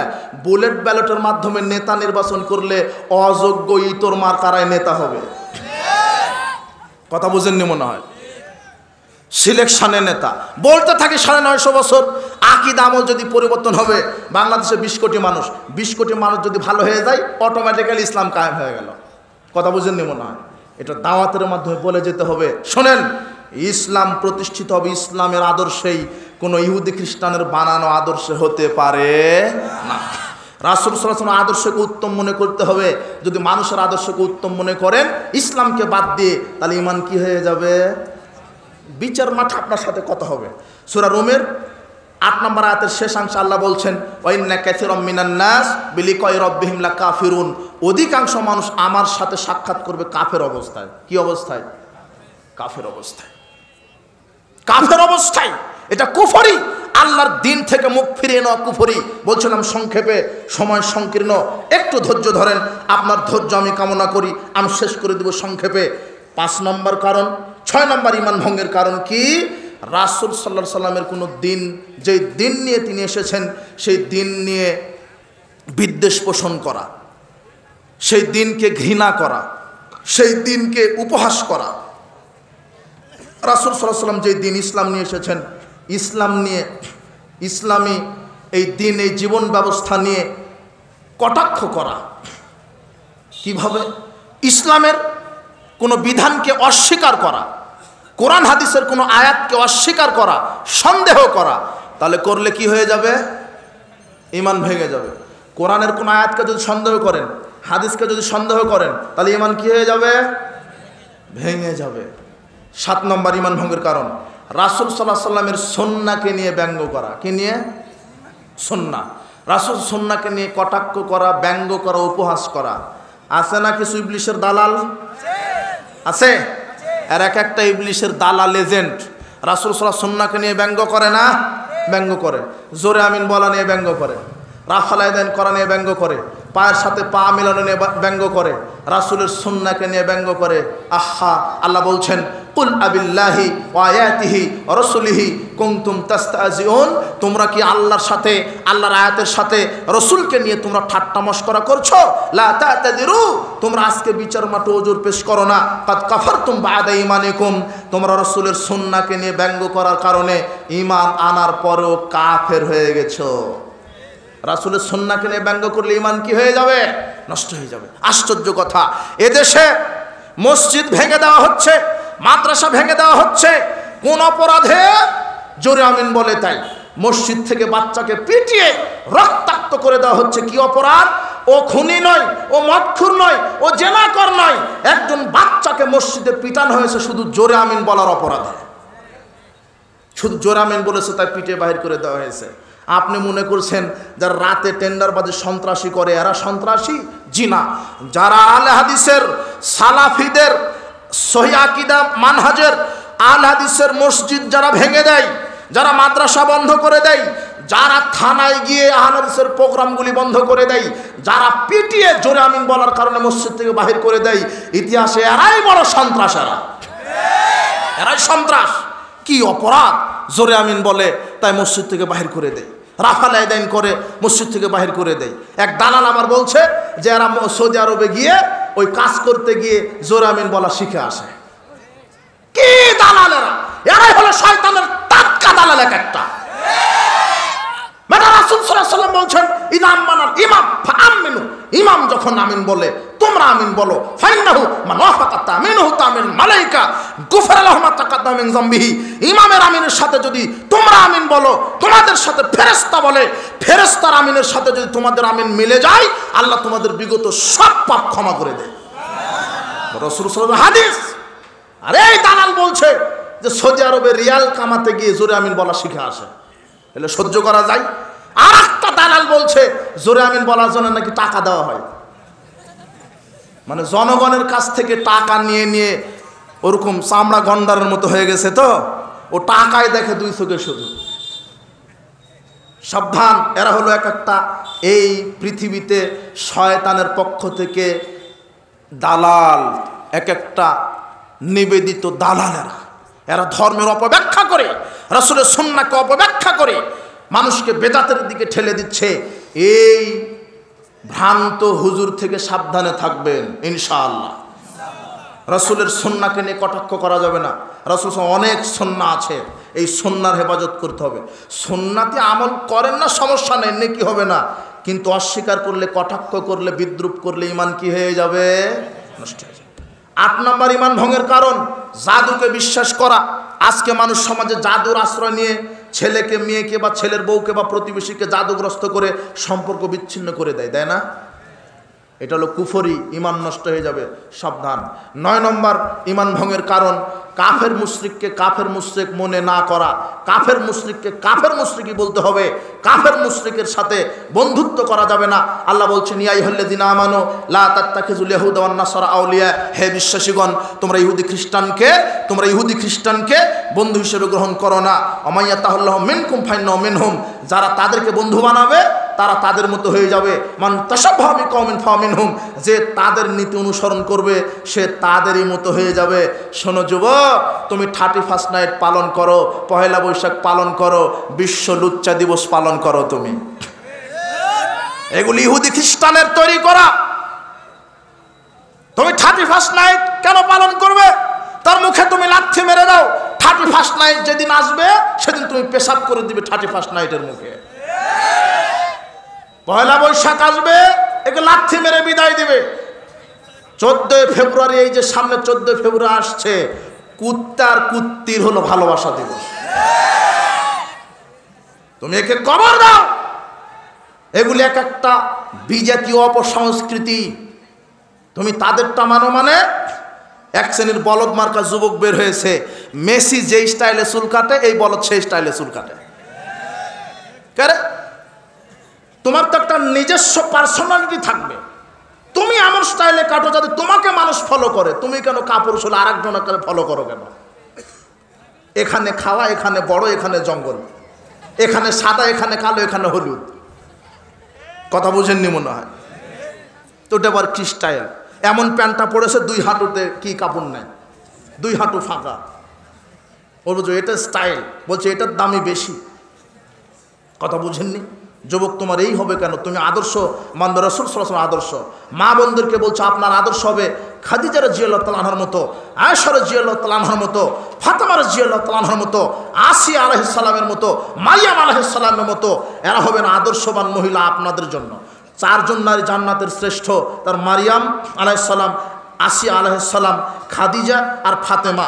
খাদিজা বিনতে খুয়াইলিদ, খুয়াইলিদের মেয়ে খাদিজা, ফাতেমা বিনতে মুহাম্মদ, মুহাম্মদ সাল্লাল্লাহু আলাইহি ওয়াসাল্লামের ফাতেমা। এদের আপনি আদর্শ গ্রহণ করেন। ইন্না ফাদলা আয়েশা আলান নিসায়ে কাফাজলিস সারির আলা সাইরিত তাম। আল্লাহর নবী বলছেন, পৃথিবীতে যত খাবার আছে সব খাবারের উপর আয়েশার, সব খাবারের উপরে সারিক খাবারের মর্যাদা যেমন, সব নারীর উপরে আয়েশার মর্যাদা তেমন। তো আয়েশা রাদিয়াল্লাহু তাআলা আনহার মতো আদর্শ হন। আয়েশা রাদিয়াল্লাহু তাআলা আনহা মরা মানুষকে দেখে পর্দা করে, আর আপনার স্ত্রীদের মার্কেট করতে চলে গেছে বাজারে। বেতন উঠান আপনি, টাকা দেন আপনি, ঘুতা মারে জনগণ। টাকা দেন আপনি, কাপড়টা পছন্দ করে দেয় দোকানদার, বলছে ভাবি এটাই আপনাকে মানাবে ভালো। ইস, বাজারে বউকে পাঠালেন কেন? আপনার স্ত্রী বাজারে যাবে কেন? আর যুবক তুমি আবার আর একটা কাপুরুষ, বউকে ল্যাংটা করে সাজিয়ে মোটর সাইকেলের পিছনে রেখে গিয়ার টানো আর যাও, বলছে যে এটা শুধু আমার সম্পদ না, জনগণের সম্পদ। এটা ওটা তো তোমার সম্পদ, ওটা তুমি মোহর দিয়েছো, ওটা তোমার সম্পদ। তুমি কেন ল্যাংটা করে জাতিকে দেখাচ্ছ? তোমার এই ল্যাংটা বউকে দেখে যত জাতি চোখের পাপ করেছে, তোমার বউয়ের একাই তত পাপ, তোমার বউয়ের একাই যত পাপ, তোমার সমপরিমাণ তোমার একাই পাপ। তুমি জাতিকে ল্যাংটাপনার দিকে ধাপিয়ে দিচ্ছ। হে যুবক, মাদকতা থেকে তওবা করো, অশ্লীলতা বেহায়াপনা থেকে তওবা করো, গান বাজনা থেকে তুমি তওবা করো, নাটক সিনেমাকে ডিলিট করে দাও। বাংলাদেশে নাটক সিনেমাখোর, এরা নাটক সিনেমা তৈরি করে বাংলার যুবক যুবতীকে জেনার রাস্তায় নিক্ষেপ করার জন্য। তুমি এই নাটক সিনেমাকে কবর দাও। এক একটা নাটকখোর সিনেমাখোর, এরাই হয় নেতা নেত্রী, এরাই সংসদে আবার গান গায়। তুমি এদেরকে অনুসরণ করো। আফসোস এদেশের মানুষ শুধু আবেগে বলে আমি মুসলিম, ইসলামের জন্য এরা কান্নাকাটি করে, কিন্তু ইসলাম মানতে এরা রাজি নয়। একজন ব্যক্তি কুকুর পালন করত, তো ওই ব্যক্তিটা রাস্তা দিয়ে যাচ্ছে সফরে, তো কুকুরও যাচ্ছে সাথে সাথে। ব্যক্তিটা হলো ওই যে হালুয়া রুটি বেঁধে নিয়েছে, 2-3 দিনের সফরে যাবে, কুকুরও সাথে যাচ্ছে। তো একদিন যাওয়ার পরে কুকুর ক্ষুধায় কান্নাকাটি করছে, কুকুরের কান্নাকাটি দেখে মালিকও কান্নাকাটি করছে। তখন একজন লোক বলছে, কি ভাই আপনি কান্না করেন কেন? তো বলছে, ভাই আমার কুকুরটা ক্ষুধার জ্বালায় কান্নাকাটি করছে, তাই ওর কান্না দেখে আমিও কান্নাকাটি করছি। তখন ওই লোকটা বলছে, আপনার পোটলার ভিতরে কি? তো বলছে যে হালুয়া আর রুটি। তখন ব্যক্তি বলছে, কি আশ্চর্য কথা, কুকুর কাঁদে ক্ষুধার জ্বালায়, অথচ আপনার ব্যাগেই হালুয়া রুটি, দিলেই তো কুকুর বাঁচে। তখন কুকুরের মালিক বলছে, ভাইজান ফতো আমাকে শিখায়েন না, এই যে কুকুর কাঁদছে তার দয়া আমি কাঁদছি, এতে পয়সা খরচ হচ্ছে না, কিন্তু এই টোপলা থেকে যখনই আমি রুটি আর হালুয়া কুকুরকে দিব তখনই পয়সা খরচ হবে। কথা বুঝেননি মনে হয়? মানে কুকুরকে দেখে কাঁদছে কিন্তু খাবার দিবে না। তো আমরা ইসলামের জন্য কাঁদি, কিন্তু ইসলাম আমরা মানি না। ইসলামের জন্য শুধু আমরা কেঁদেই যাব। ইসলাম মানতে হবে, ইসলাম মানার জিনিস, ইসলাম মানার জিনিস জীবনে বাস্তবায়ন করতে হবে। বলছিলাম হে যুবক দল, বলছিলাম কোন ইহুদি খ্রিস্টানকে তুমি বন্ধু হিসেবে বন্ধু হিসেবে গ্রহণ করবে না। ইহুদি খ্রিস্টানকে যারা বন্ধু হিসেবে গ্রহণ করবে তারা তাদের মতোই হবে, তাদের কৃষ্টি কালচার যারা মেনে নেবে তারা তাদের মতোই হবে। খুব সাবধান, ঈমান ভঙ্গের শেষ কারণ ইসলাম ব্যতীত অন্য দিন জীবন ব্যবস্থা মেনে নিলেও জান্নাতে যাওয়া যাবে, এই আকীদা যাদের ভিতরে থাকবে তাদের ঈমান নষ্ট হবে।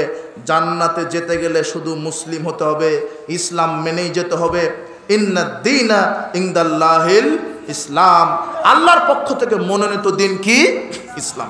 রাসূল সাল্লাল্লাহু আলাইহি ওয়াসাল্লাম বলছেন, ওয়াল্লাযী নাফসু মুহাম্মাদিন বিয়াদিহি, সেই সত্তার কসম করে বলছি যেই সত্তার নিকটে, যেই সত্তার হাতে আমার আত্মা রয়েছে, লা ইয়াসমাউ বিআহাদিন মিন হাযিল উম্মতি ইহুদিয়্যুন ওয়া নাসরানিয়্যুন, আমার কথা ইহুদি হোক, খ্রিস্টান হোক, বৌদ্ধ হোক, যেই শুনেছে এরপরে যে মারা যাবে, সুম্মা লাম ইয়াতুবু সুম্মা লা ইউমিন বিল্লাযী উরসিলতু বিহি, আমি যেই দিন যেই কোরআন হাদিস অবতীর্ণ হয়েছি তার উপরে যারা ঈমান আনবে না, ইল্লা কানা মিন আসহাবিন নার, তাদের জন্য থাকার জায়গা কি? জাহান্নাম। একমাত্র ইসলাম মানতে হবে। যদি আপনার ভিতরে এই আকীদা থাকে যে ইসলাম ব্যতীত অন্য কোনো ধর্ম পালন করলেও জান্নাত হবে, তাহলে ঈমান কি হয়ে যাবে? কথা বুঝেননি মনে হয়। এটা আল্লাহ বলছেন, এই কথা রাসূল বলছেন। তাহলে ঈমান ভঙ্গের এই 10টি কারণ থেকে আমরা বেঁচে থাকবো ইনশাআল্লাহ। আমি সিরিয়ালে হয়ে বলতে পারলাম না, কাজেই যে আলোচনাগুলি হলো নারী পুরুষ সকলকেই ঈমান টিকাতে হবে। ঈমান যদি টিকে যায়, পাপ যদি ঘটেও যায়, আল্লাহ ঈমানের বদৌলতে আল্লাহ আমাদেরকে জান্নাতে প্রবেশ করাবেন ইনশাআল্লাহ। বলেন আলহামদুলিল্লাহ। এখন এই যে যুবকেরা চাদর নিয়ে চলে যান, যার যা আছে, অনেকে উঠে গেছে, অনেকে উঠে চলে গেছে। যুবকেরা এই যে করেছে, আমি শুনলাম এখানে 47 জন যুবকের উদ্যোগে এই প্রোগ্রামটা। বলেন আলহামদুলিল্লাহ। আমি যুবকদের কথা শুনলেই খুশি হই। এই যুবকেরা তো কনসার্টের আয়োজন করতে পারতো না, মদের আয়োজন, জেনার আয়োজন করতে পারতো না। এই যুবকদেরকে আল্লাহ কবুল করেছে ইসলামের বার্তা পৌঁছে দেওয়ার জন্য। যুবকদেরকে এই যে ব্যাগ নিয়ে যাচ্ছে, কৃপণতা করবেন না। যার যা আছে সামর্থ্য অনুযায়ী শুধু ভাড়ার টাকাটা পকেটে রেখে সব দিয়ে দিবেন। অনেক খরচ হয়েছে যুবক ভাইদের, আপনারা চান না যে এরকম প্রোগ্রাম প্রতি বছর হোক? সহযোগিতা করবেন, সহযোগিতা করে যাবেন, সহযোগিতা করবেন দিনের রাস্তায়। যখনই টাকার কথা বলা হয় তখনই সবার মুখ ছোট হয়ে যায়, কালো হয়ে যায়। বক্তব্য তো ভালোই হলো, এখন টাকা দিতে হবে, কি মুশকিল। টাকা দিয়ে জমি কিনা যায়, আল্লাহ বলছেন টাকা দিলে জান্নাতও কিনা যায়। কথা বুঝেননি? তুমি আমাকে টাকা দাও, আমি তোমাকে কি দিব? আল্লাহ বলছেন আমাকে টাকা দাও, আমি তোমাকে জান্নাত বিক্রি করে দেব। সুবহানাল্লাহ। কৃপণতা করবেন না। এই যে যুবক ভাইয়েরা গেছে, যার যার সামর্থ্য অনুযায়ী রাসূল, এই যে আপনারা সবাই গোপনে দান করছেন না, 7 শ্রেণীর লোককে আল্লাহ আরশের নিচে জায়গা দিবে, তার ওই এক শ্রেণী যে গোপনে দান করে। সুবহানাল্লাহ। আর রাসূল বলছেন যে ব্যক্তি 1 টাকা গোপনে দান করবে আল্লাহ তাকে 70 গুণ বেশি নেকি দিবেন। সাদাকাতু সিররা তুতফিউ গাদাবার রব। রাসূল বলছেন গোপনে দান করলে আল্লাহর রাগ মিটে যায়। পিতামাতার নিয়তে দান করেন, ইন্না সাদাকাতা লা তুতফিউ আন আহলি হারাল কুবুরে। আল্লাহ নবী বলছেন কেউ যদি পিতামাতার নিয়তে, মৃত পিতামাতার নিয়তে দান করে, দান করতে দেরি, কবরের শাস্তি ধপ করে নিভতে দেরি হবে না, কবরের আগুন ধপ করে নিভতে দেরি হবে না, কবরের আগুন নিভে যাবে। যাক বলছিলাম, দান অনেক গুরুত্বপূর্ণ শক্তিশালী ইবাদত। আল্লাহ রাস্তায় দান করবেন। দানের কথা বললে দান করবেন কেন? মাহফিলে মসজিদে আসলেই সামর্থ্য অনুযায়ী দান করবেন। দুনিয়াতে যা ছেড়ে যাবেন সব মানুষে খাবে, ছেলে মেয়ে খাবে, পরিবার খাবে, দেশের মানুষ খাবে, কিন্তু যেটা দান করবেন সেটা পরকালে জমা হবে ইনশাআল্লাহ। এই জন্য প্রত্যেকের পরিবার, আমরা আজকের ইসলামী জালসা থেকে, ইসলামী সম্মেলন থেকে দোয়া করি, আল্লাহ আজকের ইসলামী জালসায় যারা যেভাবে এসেছিল তুমি তাদের পাপগুলিকে ক্ষমা করো। আরেকটি আমার পক্ষ থেকে ঘোষণা, একটু এইদিকে আর একটু মনোযোগী হন। এখন আমার পক্ষ থেকে ঘোষণা, আমার নিজস্ব ঘোষণা। দারুল হাদিস আস-সালাফিয়া ইসলামী কমপ্লেক্স, এটা আমার নিজস্ব প্রতিষ্ঠিত প্রতিষ্ঠান। টাঙ্গাইলের মাটিতে সহিহ আকীদা মানহাজের প্রতিষ্ঠান, যেখানে শিরক বেদাত দিয়ে ভরা, সেই জায়গাতে আল্লাহ প্রতিষ্ঠান করার তৌফিক দিয়েছেন, বলেন আলহামদুলিল্লাহ। অন্ধকার জায়গাতে আলো জ্বালাতে হবে, এই জন্য একটু দোয়া করবেন আল্লাহ যেন আমার প্রতিষ্ঠানটি পরিপূর্ণভাবে কবুল করে নেন। যেখানে হেফজ, নুরানি, নাজেরা, মক্তব ক্লাস 1 থেকে 6 পর্যন্ত পড়ার ব্যবস্থা আছে, বাংলা, ইংরেজি, আরবি, উর্দু, ইসলামিক এবং জেনারেল সমন্বয় শিক্ষা ব্যবস্থা, যোগ্য উস্তাদ শিক্ষক দ্বারা সুন্দর পরিবেশ, আবাসিক ব্যবস্থা, যেখানে সুন্দরভাবে তাদেরকে শিক্ষাদান করানো হয়। শুধু আপনাকে মেসেজটা দিলাম, দোয়ার দরখাস্ত, আল্লাহর নিকটে দোয়া করবেন, আল্লাহ দারুল হাদিস আস-সালাফি ইসলামী কমপ্লেক্স, এই সহিহ আকীদা মানহাজের প্রতিষ্ঠানকে তুমি কবুল করো। আপনারা দান করেন আমি জানি, কিন্তু বেদাতি মসজিদ মাদ্রাসায় দান করা যাবে না। যেখানে রাসূল সুন্নাহকে জীবিত করার জন্য চেষ্টা করা হয় সেই জায়গাতে দান করবেন। সহিহ আকীদা মানহাজের মাদ্রাসা প্রতিষ্ঠানে দান করবেন। যেই মাদ্রাসা মসজিদে বেদাত চাষ হয়, বেদাত উৎপাদন হয়, শিরকের ফ্যাক্টরি, এগুলোতে দান করা হারাম। দান করলে আমল বাতিল হবে, ঈমান নষ্ট হবে, আল্লাহর পক্ষ থেকে লানত আসবে, তার ফরজ নফল ইবাদত কবুল হবে না। এই জন্য সাবধান। বারাকাল্লাহ ফিকুম, জাযাকুমুল্লাহ খায়ের। আপনারা ধৈর্যশীলতার সাথে আমাদেরকে সময় দেওয়ার জন্য আমরা এই বলেই আজকের বক্তব্য এটি টানছি। দোয়া রাখি আল্লাহ আমাদের প্রত্যেকে কোরআন এবং সহিহ সুন্নাহ বোঝার, মানার তৌফিক দান করো। আমরা যেন সঠিক বিশুদ্ধ ঈমান নিয়ে কবরে যেতে পারি, সেই তৌফিক তুমি দান করো। বারাকাল্লাহু ফিকুম ওয়া জাযাকুমুল্লাহ খায়র। সুবহানাকা আল্লাহুম্মা ওয়া বিহামদিক, আশহাদু আল্লা ইলাহা ইল্লা আনতা, আস্তাগফিরুকা ওয়া আতুবু ইলাইক। আসসালামু আলাইকুম ওয়া রাহমাতুল্লাহি ওয়া বারাকাতুহু।